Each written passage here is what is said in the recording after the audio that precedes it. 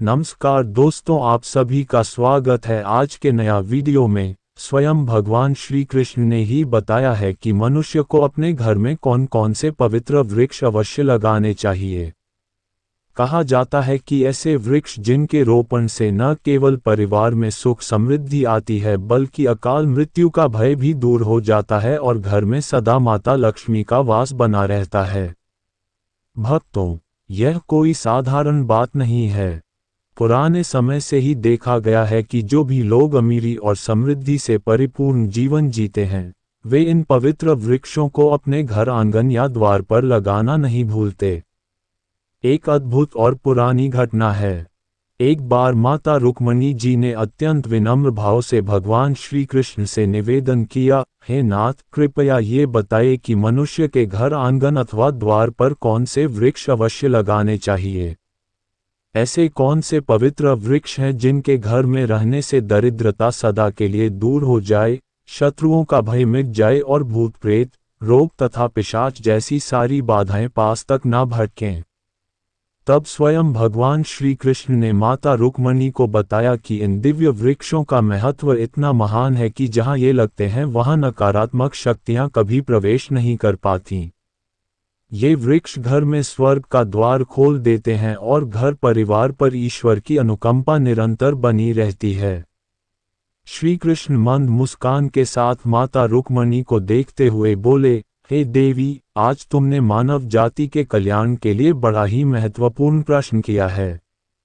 वृक्ष तो स्वयं में देवता के समान पूजनीय हैं। उनका जीवन में योगदान कितना अद्भुत है, ये शब्दों में कहना कठिन है। देखो, वृक्ष केवल छाया ही नहीं देते, वे वातावरण को शुद्ध करते हैं, मनुष्य के मन को प्रसन्न बनाते हैं और घर आंगन में सुख समृद्धि का वास कराते हैं।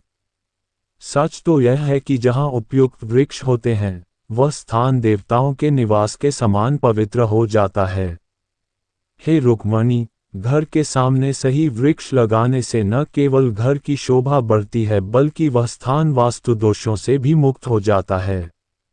ऐसे वृक्ष घर की रक्षा देवताओं की तरह करते हैं और नकारात्मक शक्तियों को दूर भगा देते हैं।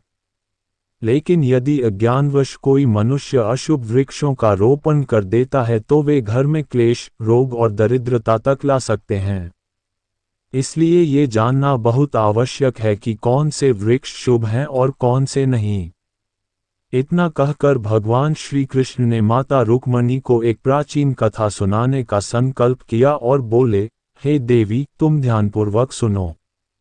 ये कथा केवल वृक्षों का महत्व ही नहीं बताती, बल्कि यह भी सिखाती है कि कौन से पौधे मनुष्य के जीवन में सुख समृद्धि लाते हैं और कौन से उसके दुर्भाग्य का कारण बनते हैं। जो भी मनुष्य इस कथा का श्रवण करता है, उसके जीवन के सैकड़ों पाप तुरंत नष्ट हो जाते हैं और उसे परम शांति की प्राप्ति होती है।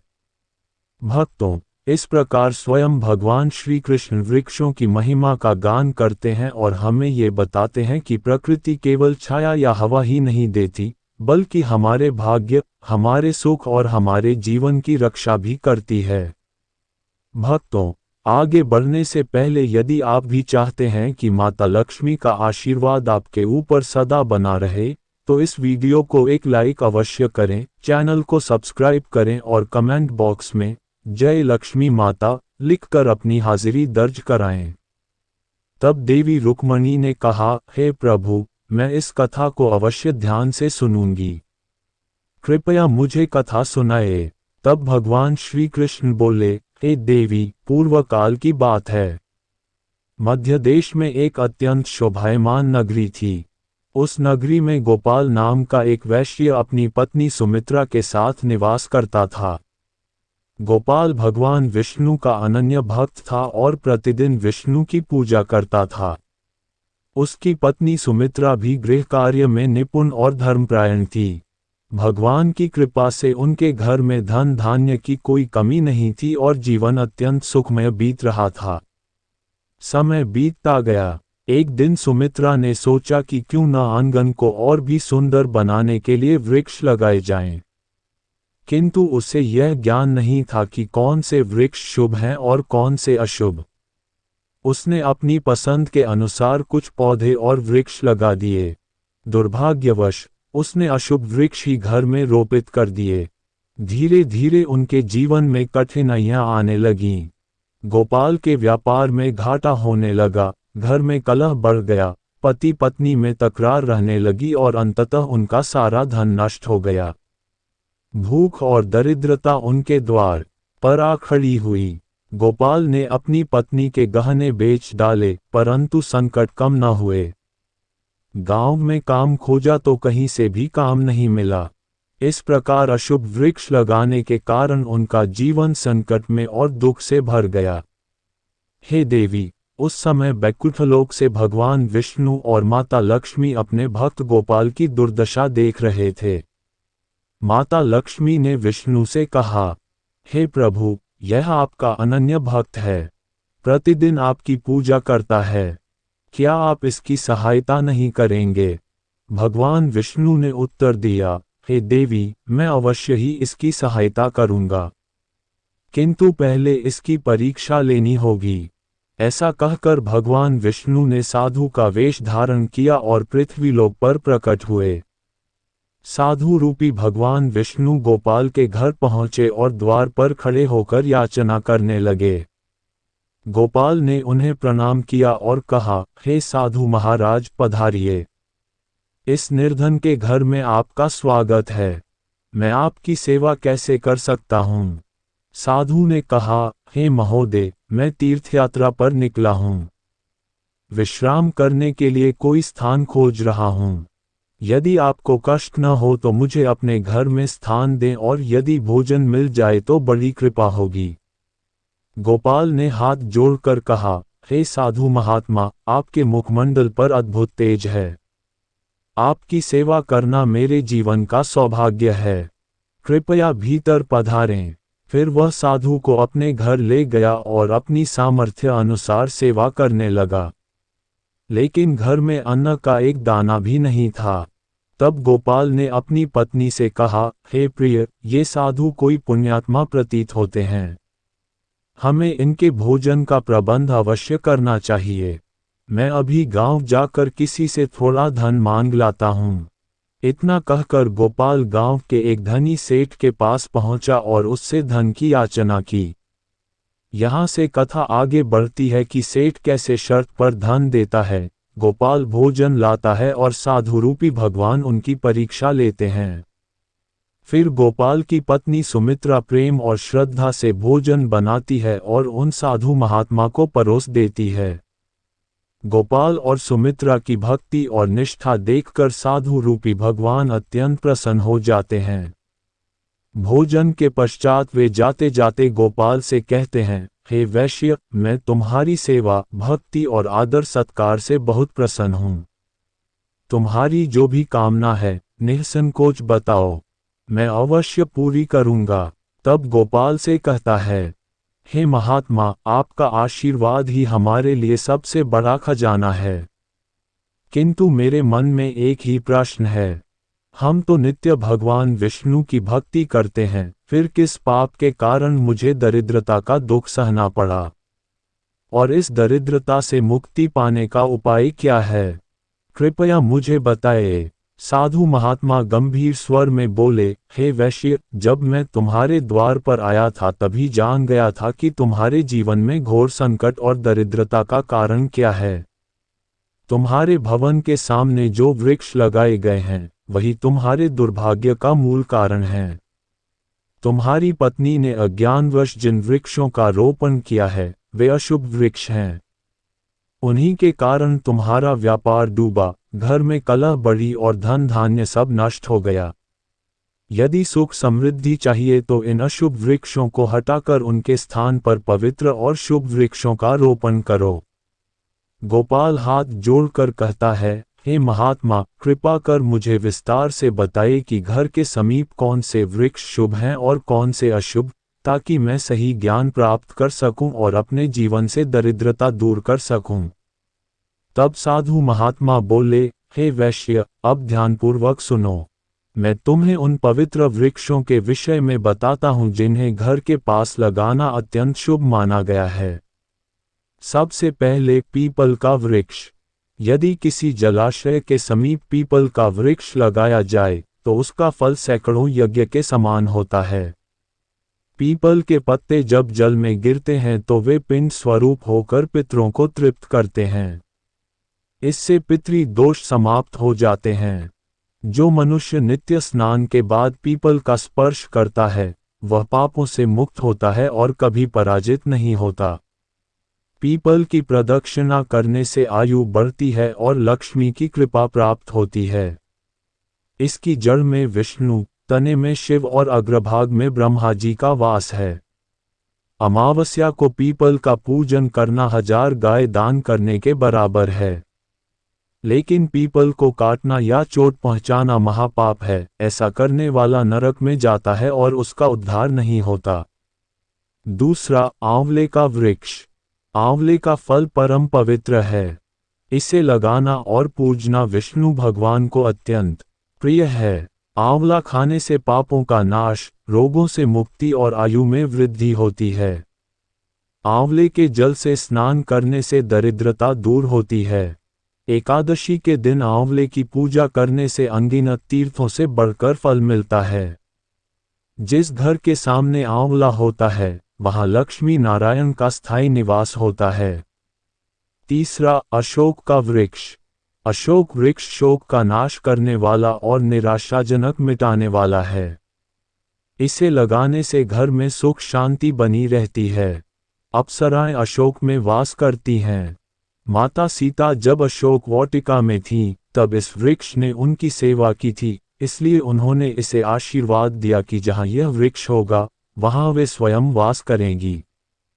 चौथा, पाकड़ का वृक्ष। कलियुग में यज्ञ कठिन हो जाएगा, इसलिए जो मनुष्य पाकड़ का वृक्ष लगाता है उसे महायज्ञ के बराबर पुण्य मिलता है। हर मनुष्य को एक पाकड़ अवश्य लगाना चाहिए। पांचवां, नियम का वृक्ष। इस वृक्ष के रोपण से सूर्य देव प्रसन्न होते हैं। ये वृक्ष आयु और आरोग्य प्रदान करता है। इसकी छाया में रोग नहीं टिकते और मां लक्ष्मी को इसके पत्ते अत्यंत प्रिय हैं। इसलिए जहां नियम का वृक्ष होता है वहां लक्ष्मी का निवास होता है और धन संपत्ति की प्राप्ति होती है। छठा, जामुन का वृक्ष। जो व्यक्ति पुत्री प्राप्ति की कामना करता है उसे जामुन का वृक्ष अवश्य लगाना चाहिए। जिस घर के आंगन में जामुन होता है वहां कन्या का जन्म होता है जो कुल की शोभा बढ़ाती है। सातवां, बेल का वृक्ष। बेल में भगवान शिव का निवास है और गुलाब में माता पार्वती का। यदि बेल के पास गुलाब लगाया जाए तो शिव पार्वती दोनों की कृपा मिलती है।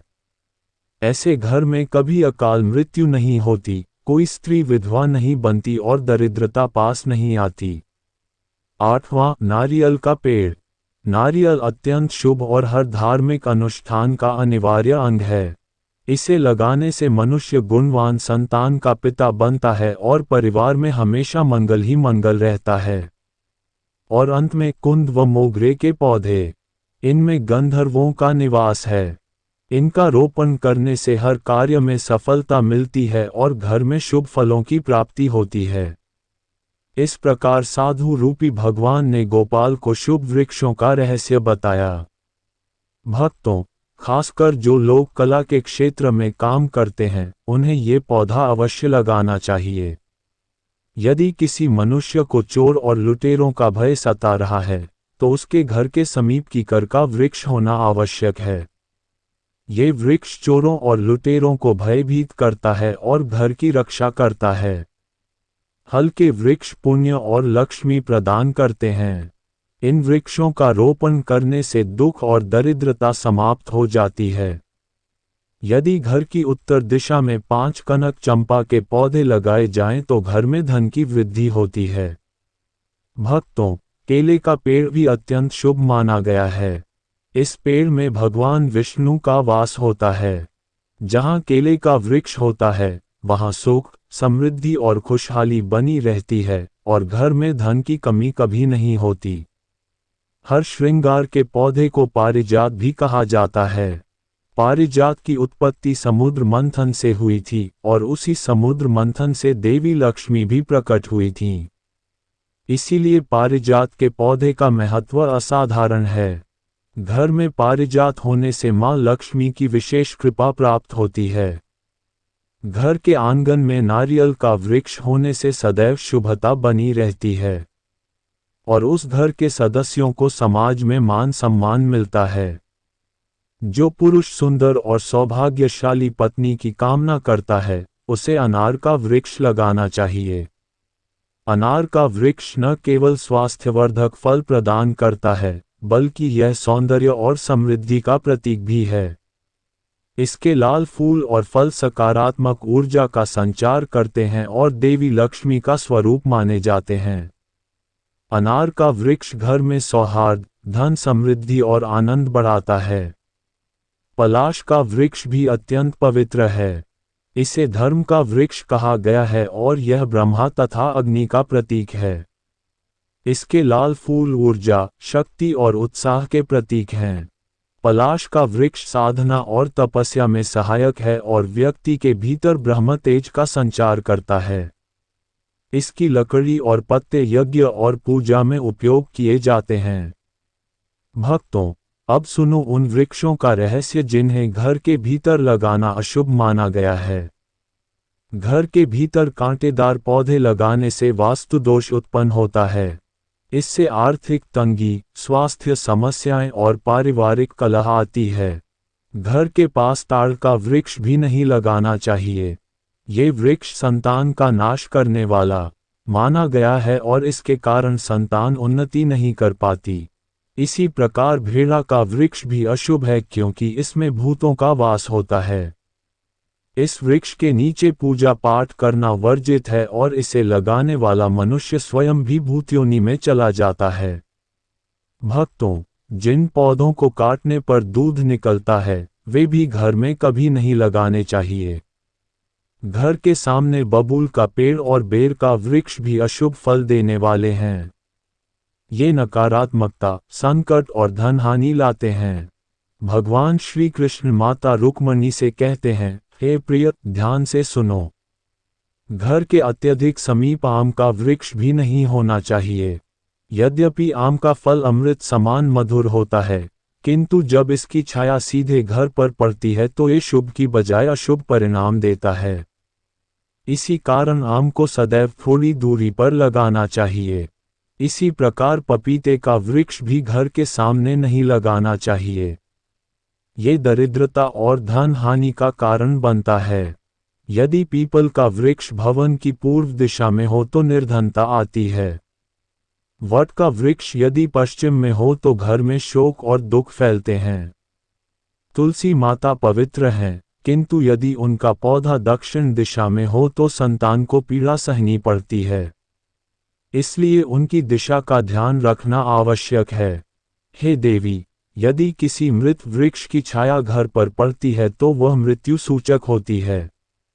ऐसे सूखे वृक्ष को तुरंत उखाड़ देना चाहिए, अन्यथा अनिष्ट घटित होता है।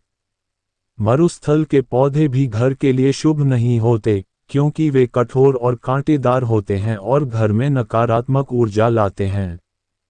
हे रुक्मणी, इन सब रहस्यों को और गहराई से समझने के लिए अब मैं तुम्हें एक कथा सुनाता हूँ। एक समय की बात है, जब एक साधु महाराज एक वैश्य गोपाल के घर पहुँचे। साधु ने कहा, हे वैश्य, आज मैं तुम्हें शुभ और अशुभ वृक्षों का रहस्य बताने आया हूँ। यदि तुम इन नियमों के अनुसार वृक्षों का रोपण करोगे तो तुम्हारे जीवन में समृद्धि का वास होगा और दरिद्रता का अंत हो जाएगा। साधु महाराज ने विस्तार से समझाया कि कौन से वृक्ष घर के पास लगाने चाहिए और किन से दूरी बनाकर रखनी चाहिए। गोपाल ने श्रद्धा और विनम्रता से उनके वचनों को सुना और हाथ जोड़कर बोला, हे महात्मा, आपने आज मुझे अत्यंत उत्तम ज्ञान दिया है। इसके लिए मैं हृदय से आपका आभार व्यक्त करता हूँ। इतना कहने के बाद अचानक साधु महाराज वहां से अंतर्धान हो गए। ये देखकर गोपाल और उसकी पत्नी आश्चर्यचकित रह गए। तभी उन्हें तुरंत ही समझ में आ गया कि साधु रूप में स्वयं भगवान विष्णु ही उनके घर पधारे थे। वे दोनों भाव विभोर होकर भगवान के चरणों में कृतज्ञता प्रकट करने लगे। इसके बाद गोपाल ने साधु महाराज के बताए अनुसार अपने घर के सामने शुभ वृक्षों का रोपण किया। कुछ ही समय में उसके घर में धन संपत्ति का अपार आगमन हुआ। दरिद्रता मिट गई और जीवन सुख समृद्धि से भर उठा। गोपाल और उसकी पत्नी हर दिन भगवान विष्णु का स्मरण करने लगे और उनकी कृपा से उनका जीवन मंगलमय हो गया। कथा समाप्त करते हुए भगवान श्री कृष्ण माता रुक्मिणी से कहते हैं, हे प्रिय, इस प्रकार शुभ और अशुभ वृक्षों के भेद को जानकर यदि मनुष्य अपने घर के समीप सही वृक्षों का रोपण करे तो उसके जीवन में समृद्धि, शांति और सुख स्थायी रूप से निवास करते हैं। अब तुम भी अपने भवन के पास इन नियमों का पालन करना और अन्य लोगों को भी यह ज्ञान देना ताकि सभी का जीवन मंगलमय हो सके।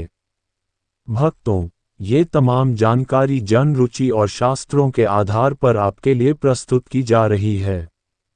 वास्तुशास्त्र के उपाय को आप अपनी आस्था और विश्वास पर आजमाएं। हमारा चैनल इस वीडियो के माध्यम से किसी भी प्रकार का कोई दावा नहीं करता।